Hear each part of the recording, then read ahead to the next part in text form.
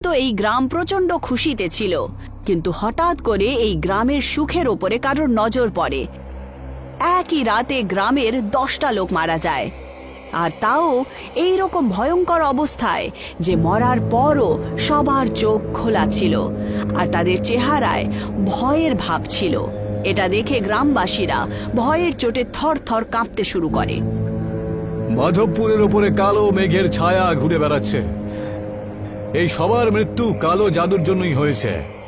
পণ্ডিত মশাইয়ের এই কথা শোনা মাত্রই গ্রামের লোকেদের মনে একটা ভয়ের সাপ আসে। সবাই ভয়ের চোটে কাঁপতে শুরু করে। পণ্ডিত মশাই, এই লাশগুলো তো পাথরের মতন হয়ে গেছে যে। শাস্ত্রে লেখা আছে, কালো জাদুতে যারা মরে যায় সেই লাশগুলো হয় অনেক ভারী হয়ে যায় কিংবা অনেক হালকা হয়ে যায়। কখনো সখনো ওই লাশগুলো নিজেরাই নড়তে শুরু করে দেয়, আর তার মধ্যে থেকে ভয়ঙ্কর আওয়াজও বেরিয়ে আসতে থাকে।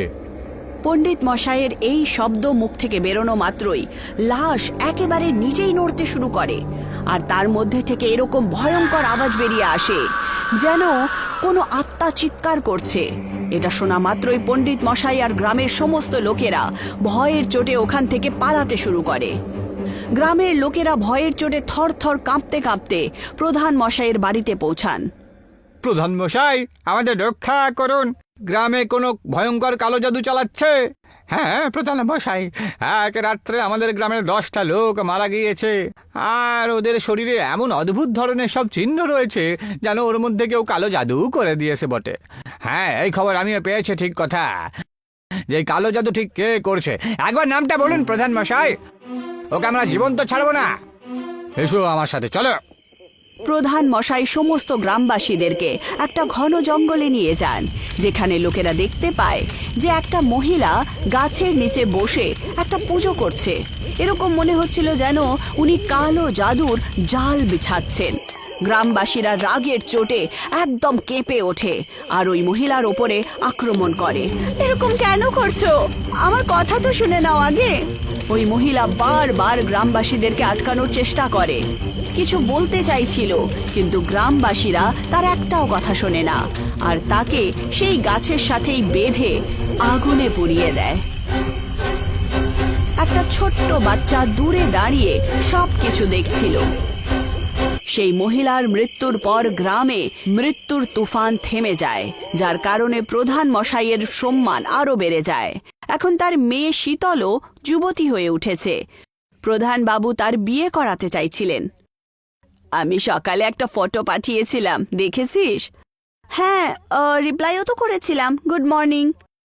গুড মর্নিং ওয়ালা ফটো নয়, ছেলের ফটোর কথা বলছি আমি। মা, আমি ছেলে দেখেছি, তোমাকে দেখার কোনো দরকার নেই। কি? কে ওই ছেলেটা? নাম কি তার? কোন বংশের সে? আমরা ঠাকুর বংশের। যে কোনো আজে বাজে বংশে তোমার বিয়ে আমরা দিতে পারবো না, বুঝেছো? বাবা, অজয়ও তো ঠাকুরই। কালকে ওকে ডেকে নাও একবার বাড়িতে, ওকে আগে দেখি, তারপর আমরা সিদ্ধান্ত নেব যে বিয়েটা দেবো কি দেবো না। হ্যাঁ বাবা। শীতল অজয়ের সাথে দেখা করতে যায় আর তাকে বোঝাচ্ছিল যে তার বাবার সামনে কিভাবে ব্যবহার করবে। সবার আগে তো এইসব ফালতু কাপড় পরে যাবে না বাবার সামনে। শার্টের বোতাম বন্ধ রেখো আর দাড়ি ক্লিন শেভ, যাওয়া মাত্রই পা ছুঁয়ে প্রণাম করো। আরও কিছু থাকলে বলে দাও আমাকে, মনে করে নি আমি। হ্যাঁ, যদি বাবা জিজ্ঞাসা করে যে তোমার ইনকাম কত, তাহলে কি বলবে? 15,000। এর বেশি স্যালারি তো আমার বাবা চাকরকে দেন। তাহলে তাকেই বিয়ে করে নাও তুমি। সেম কাস্ট নয় না, আমি ঠাকুর আর সে সিনহা, পুরো একটা লেটারের তফাৎ।